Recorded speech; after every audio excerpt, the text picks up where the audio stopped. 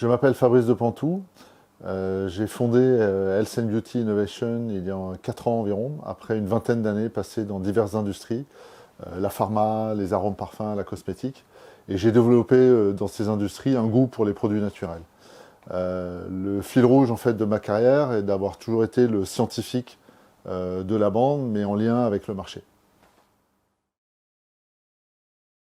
Ma contribution au WinAtLab se situe très en amont, au tout début des projets, pour amener une contribution claire et précise des besoins et attentes du marché, et donc des besoins et attentes des clients de mes clients. Il s'agit en effet de ne pas démarrer des projets bien en tête, mais d'être clair sur les attentes et surtout sur les priorités. Donc prioriser les attentes et être sûr que le projet va permettre de répondre en fait, à ces attentes. Ça peut se résumer de la façon suivante, c'est vraiment regarder le marché droit dans les yeux. Il s'agit de ne pas avoir peur de ce qu'on entend, de bien écouter. Et finalement, moi, mon métier, c'est de questionner, d'analyser, de creuser, de comprendre, et finalement de faire une synthèse pour mes clients qui leur permette de prendre des décisions et de définir une stratégie d'innovation. La valeur ajoutée de ma prestation, c'est d'apporter à mes clients une information au plus près des besoins des utilisateurs, au plus près des besoins du marché. Et ça, je le fais grâce à mon réseau et grâce à mon expérience.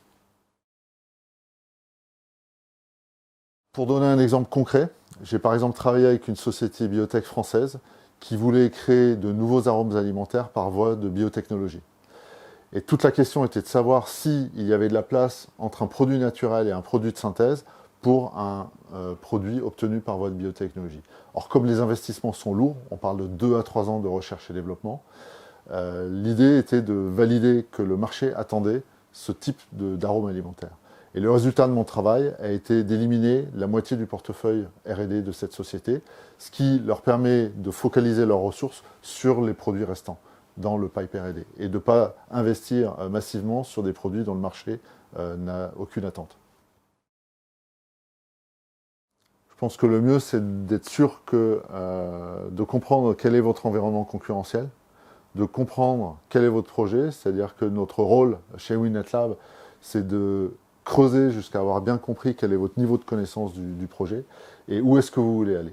Donc c'est en fait de vous amener à définir de façon très précise un cahier des charges.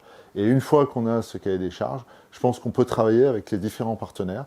Vous aurez peut-être ou pas besoin d'une étude de marché, vous aurez peut-être ou pas besoin de recherche et développement, vous aurez éventuellement besoin de tel ou tel type d'extraction. Et en fait, le rôle de WinAtLab, c'est de vous accompagner sur l'ensemble des prestations en prenant une ou partie de l'ensemble de ces briques.